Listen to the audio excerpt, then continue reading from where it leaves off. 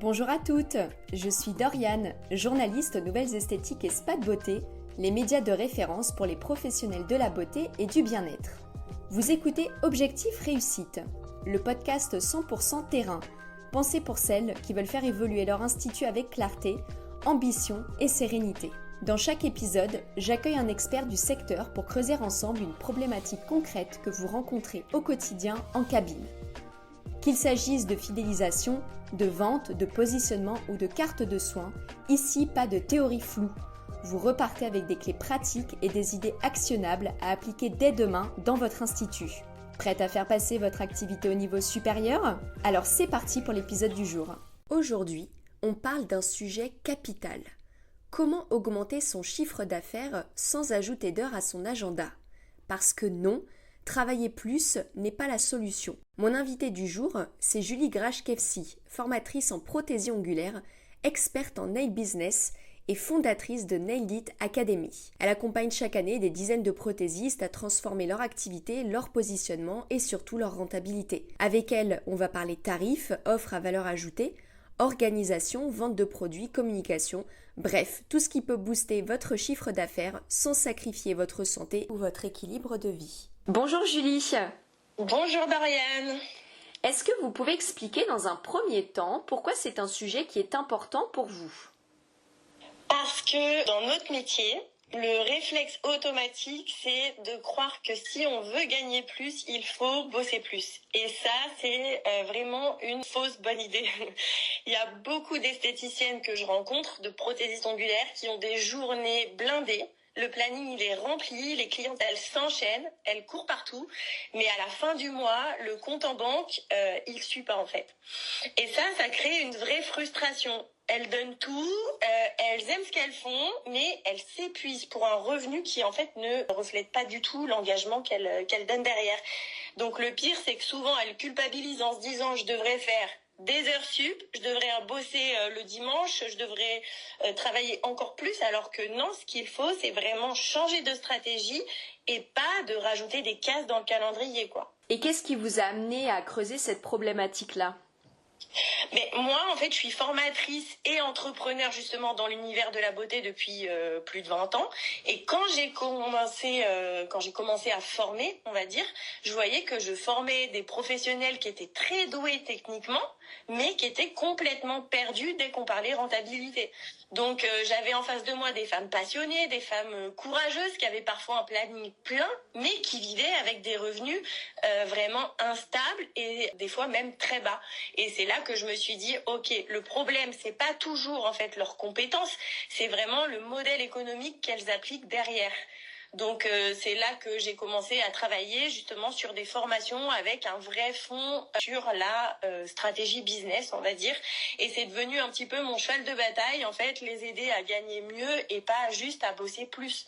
Et alors, qu'est-ce qu'on fait pour gagner mieux sans bosser plus ? Quelles sont vos préconisations ? C'est pas très compliqué. Dans un premier temps, la première chose pour moi, ça va être de revoir sa grille tarifaire intelligemment.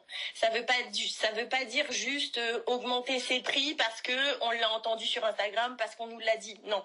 Ça veut dire comprendre la valeur de son expertise, le temps réel qu'on y passe, les charges fixes et le positionnement qu'on veut avoir. Une esthéticienne qui est mal tarifée, c'est une professionnelle qui s'auto-sabote tous les jours en fait. Donc on travaille ses prix, mais le plus important c'est 100% consciemment. La deuxième chose, ça pourrait être aussi de créer des offres avec une plus forte valeur. Par exemple, un soin du visage simple à 50 €, ça peut devenir une expérience sensorielle à 70 €, juste si on le pense autrement, c'est-à-dire en rajoutant des rituels, un massage, un packaging, une ambiance, un argumentaire derrière, peu importe. Mais c'est exactement la même chose, par exemple, pour une pose d'ongles ou un soin des pieds. Les clientes, elles viennent pas juste acheter un protocole, elles viennent vivre une expérience et avoir des émotions en fait. Et créer des offres qui vont être irrésistibles, c'est un gros point fort. Donc, il peut non seulement augmenter le panier moyen, mais ça augmente aussi la valeur perçue, la crédibilité professionnelle en fait auprès des clientes et la sensation de devenir indispensable et surtout unique. Donc là, on parle plus de concurrence et du coup, on arrive à augmenter son offre la valeur de son offre en tout cas. Après, la troisième chose, ça peut être aussi, par exemple, de travailler la vente des produits sans forcer. Vendre un sérum, c'est pas être une vendeuse relou forcément. C'est prolonger le soin à la maison, c'est être professionnel parce qu'on s'assure que les résultats durent dans le temps.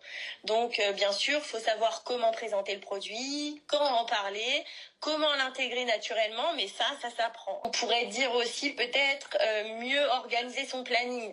C'est-à-dire regrouper les soins sur certaines plages.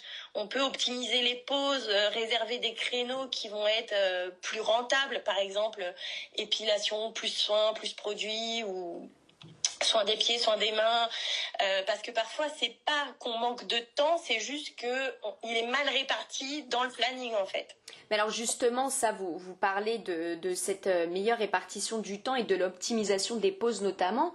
Il y a parfois, même souvent, de nombreuses esthéticiennes qui préfèrent pas prendre de pause pour pouvoir prendre plus de clientes. Mais alors du coup, comment on fait concrètement par rapport à ça? Il faut qu'on s'oblige, on va dire, à s'accorder un temps de pause par jour.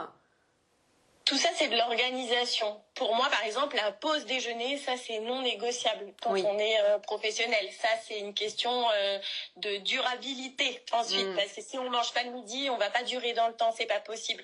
Mais ensuite, justement, de bien prévoir ses créneaux horaires dans ses soins, de bien savoir combien de temps il dure et d'intégrer dans l'emploi du temps le temps de nettoyage, le temps peut-être de faire une petite pause toilette entre deux rendez-vous. Tout ça, c'est de l'organisation.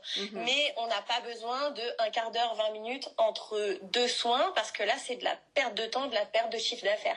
Il faut mieux garder ce temps pendant la pause déjeuner et avoir une vraie pause, par exemple. D'accord.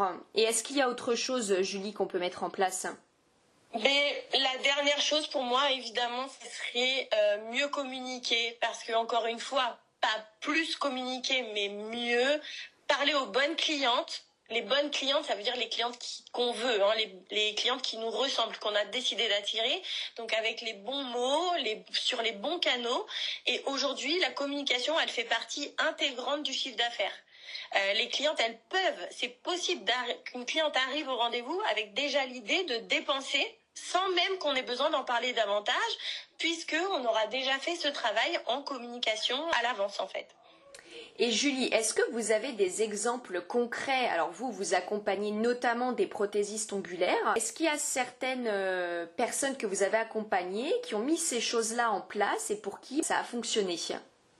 Mais justement, on en parlait juste avant du planning. Et moi, j'ai une élève que je connais très bien, que j'ai accompagnée à ses débuts, qui s'appelle Camille, et qui me rappelle, après sa formation de base, après les perfectionnements qu'on a fait, parce que elle veut une nouvelle formation à mes côtés pour la rapidité.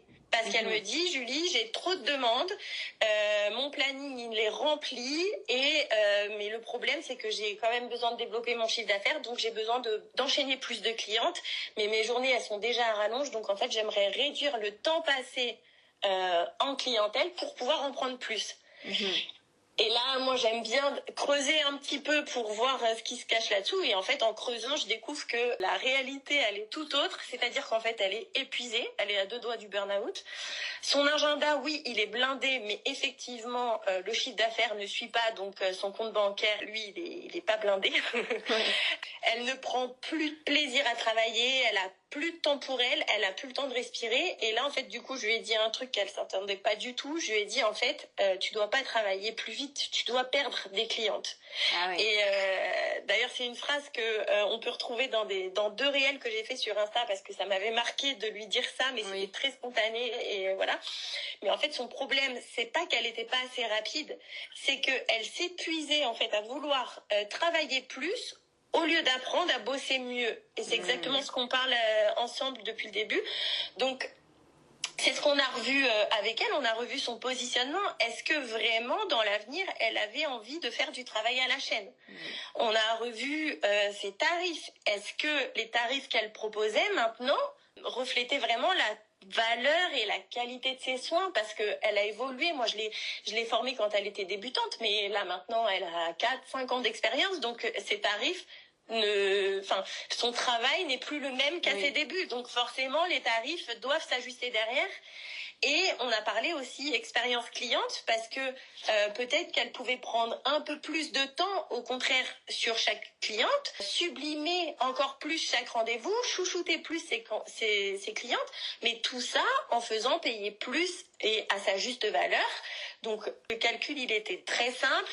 Je lui ai dit, est-ce que tu préfères faire 10 clientes à 35 € ou 7 à 50 ? On est sur un même chiffre d'affaires, mais on est sur moins de fatigue, plus de qualité, plus de plaisir à travailler et surtout, là, on retrouve une marge d'évolution. D'accord. Et est-ce qu'il y a un autre exemple d'une autre prothésiste ongulaire qui aurait un profil un petit peu différent ? Mais j'ai formé une autre élève à moi, Jennifer, qui est venue se former pour un soin des pieds, parce qu'elle proposait déjà un soin des pieds à 50 € par exemple pour 1h15 de travail. Et là, elle venait se former à la pédicure russe, donc un soin vraiment haut de gamme au niveau du soin des pieds, on va dire. Oui. Et donc là, je lui dis par contre que le prix moyen de cette prestation, c'est plutôt autour des 100 €. Donc le double par rapport à ce qu'elle proposait. Ouais. Donc là, elle a vraiment ouvert grand les yeux et elle m'a dit, mais Julie, mes clientes, elles accepteront jamais de payer le double. Oui. Donc ça, bon, j'ai l'habitude d'entendre ça, ça m'a pas du tout surpris.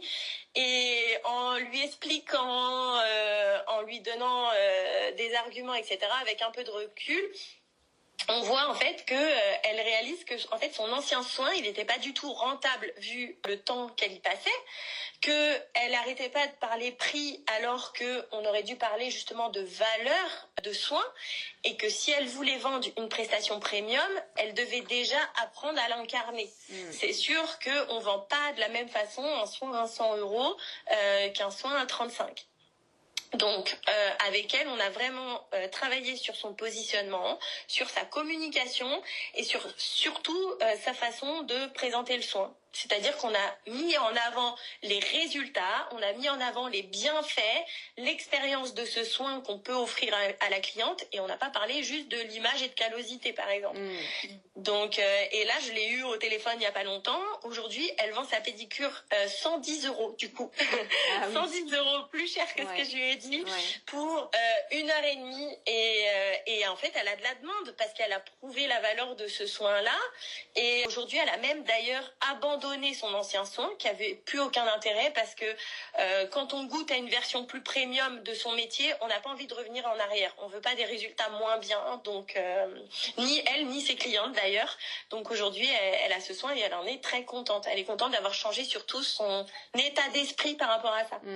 Oui, puis finalement, je suppose que revoir ce tarif, ça lui a permis d'abandonner des clientes qui étaient peut-être pas alignées avec sa valeur, on va dire, ce qu'elle proposait, et que ça a attiré justement des clientes qui étaient prêtes à mettre ce prix-là.